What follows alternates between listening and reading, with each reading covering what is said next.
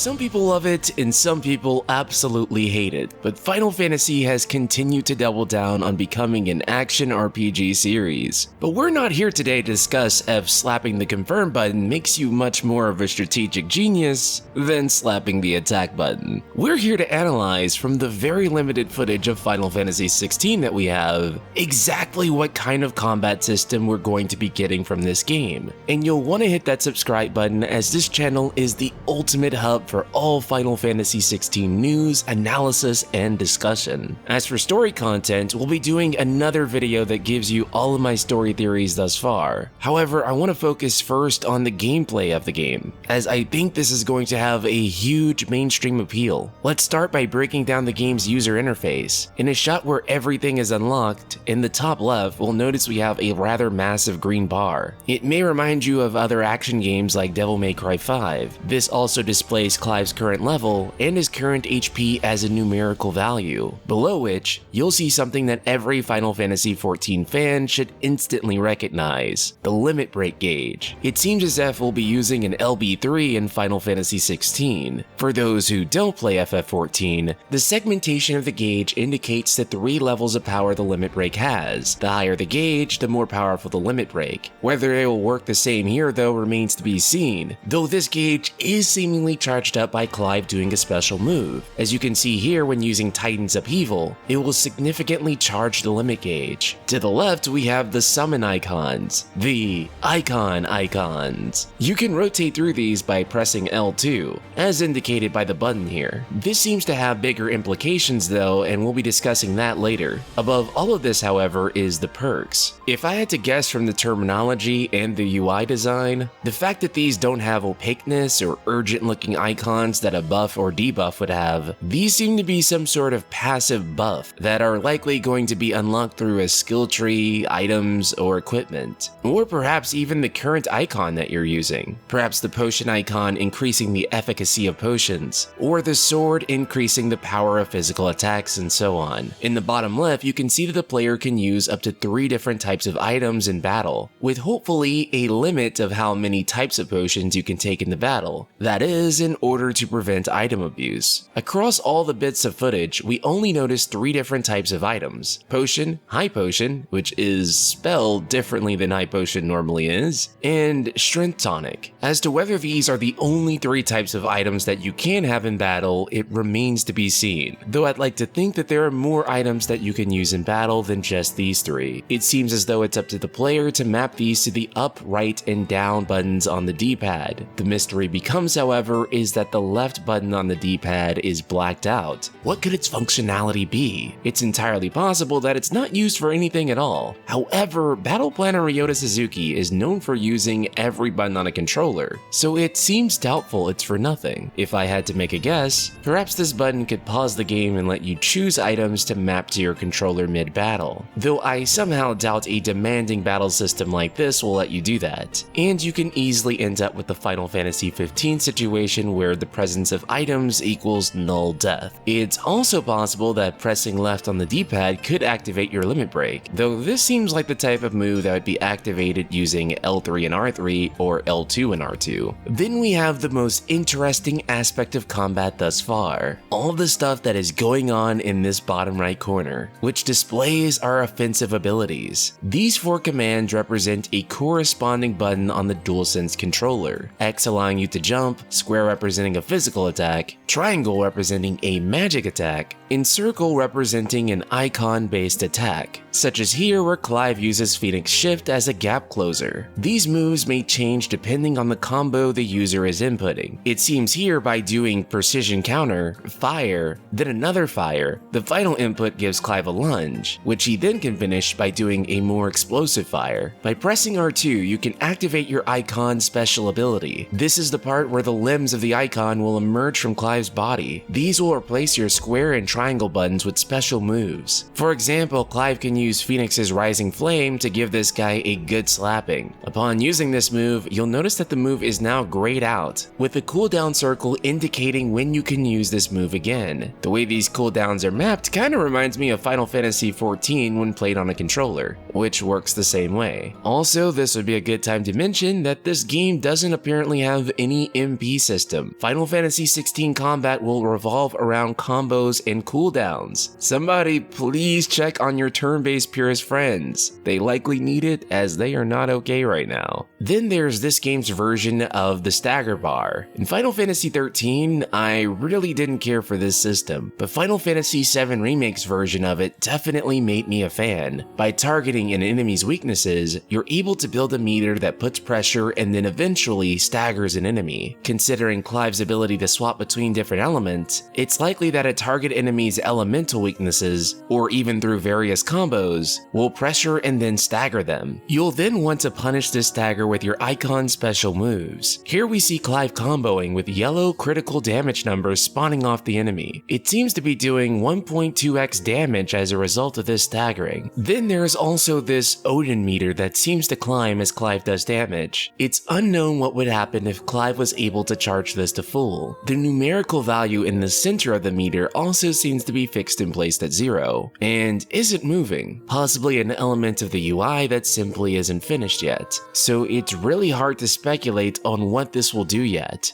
or if you have to do something else in order to increase it. It also seems as though you're granted Odin's weapon while performing this move, and this isn't the only icon whose weapon you'll be able to use as well. Last but not least, as far as the UI is concerned, on the right half of the screen you can see some indication that will be graded on our performance in combat, and will receive bonuses depending on which tricks we're able to pull off, a concept that is commonplace in character action games. But what's more interesting is that in the first seconds of gameplay, you can see that a precision dodge is performed, with the trailer only allowing you to see the first few frames of this, followed by a precision counter, which you get to see in full on the screen. It seems as though the player will be rewarded for perfect dodges with an opportunity to counter, a system that we've seen in games before like Nier Automata and Bayonetta. What remains to be seen, however, is if we'll have a dedicated block button of any sort, and which button block and dodge would be mapped to, but since they're the only free buttons, I would imagine either L1 or R1 serves this function. In this trailer, there is also a lot of cinematic scenes. The first shot we get is Clive facing off against an Imperial Lancer. While there's definitely a user interface on this scene, it's meant to indicate to us that this is in the middle of gameplay. This sequence quite clearly isn't controllable. However, the devs have left the HUD on the screen for a reason, and that is likely to communicate that these are mid-boss cutscenes, similar to the ones that we've gotten in Final Fantasy VII Remake. However, let's hope, unlike Final Fantasy VII Remake, these cutscenes will be telegraphed in some way, so that you don't pump an entire limit break into a boss, also that it can be pissed away. This next scene is pretty incredible. Clive starts out mid-air comboing an enemy, then he uses Garuda's claws to pull the enemy in further. Then, as they're falling down to the ground, he punishes with Titan's Upheaval, which crashes them back down to the ground, doing massive amounts of damage to all the enemies around him, and significantly filling one of his limit gauges. This is to say that in Final Fantasy XVI, you will have to seamlessly switch between various icons in order to chain powerful attacks together. You also have Clive freezing a coral, using the power of Shiva's Diamond Dust. Notice here, yet again, Clive received a magical staff, a weapon that is used by an icon. However, it's not Shiva's, it looks like Ramuh's, despite him not even having him equipped. Not even in Clive's current loadout in the top left corner of the screen. Is it possible that certain combos can trigger icons even when they're not equipped? Also, for all the crazy comboing that Clive does in this footage, he barely makes a dent in this guy's health bar. And Coral is also a lightning-based creature, so I find it incredibly weird that he's using lightning-based magic. But the coolest thing about this entire snippet is that within just a few seconds, we see Clive going from using Shiva's magic to Tracer basis of Rama's magic, then using Garuda's abilities, followed by Phoenix's. You will be constantly switching back and forth between these icons, and doing so in what appears to be an ultra-fluid manner. This seems like an incredibly fun system. It's also worth noting that before we move on, in every single fight scene, the level of the enemies seems to be the exact same level as Clive. This is actually the most worrying part of the entire trailer to me, as the game could have some sort of level scaling system defeating the point of it being an RPG. Part of me almost wonders if this game won't have some sort of level sync akin to what's in Final Fantasy XIV, serving as a way of keeping the challenge of each portion of the game despite the player being over-leveled, something that happens in action RPGs fairly frequently, as a player can take on so many side quests so early that they become overpowered and it removes all challenge from the game. Aside from what's obviously gameplay, there are a lot of cinematic fights that are happening within this trailer. These have a user interface, but what we're looking at is definitely not gameplay. However, some of these still contain some really interesting bits. For example, in this scene where Clive and Hugo are fighting, you can note that Clive only has one limit break bar. His health bar also has this faded green section. This kind of reminds me of the way health works in Final Fantasy XV, where after you take so much damage, healing items will only do so much to increase your HP before you take a nap for the day. And when your main HP bar hits 0, as long as the secondary HP isn't 0, you technically aren't dead. I would hope that this system is not what's going to be in play, as it tremendously decreases the amount of challenge in the game. Then there's the icon battles themselves, which I'll mostly be analyzing in the story analysis video. What I will say for right now is that during normal gameplay, you're doing hundreds of damage. But what I think is cool here is the damage scaling. When you're fighting as an icon, you go from doing hundreds of damage to hundreds of thousands of damage. There's story being told through the game systems here that icons are extremely powerful, much more powerful than any of the stuff that you're doing on the normal. And I think that's really cool. Ultimately, Final Fantasy XVI's gameplay is shaping up to be something that is completely stellar. While I think some Final Fantasy fans may have some issue with it, particularly in how far this game deviates from the traditional turn-based systems that, I'm sorry to inform you, are never returning, this game's combat system is going to have a strong appeal to a large number of people. And for those of you who have been wanting something more high-octane than Final Fantasy VII Remake was, I think this just might be the game for you. But that's just my take on it. Subscribe, hit the bell icon, and let me know yours in the comments below. Shout out to patron Cameron McDonald and the rest of the Ultima community.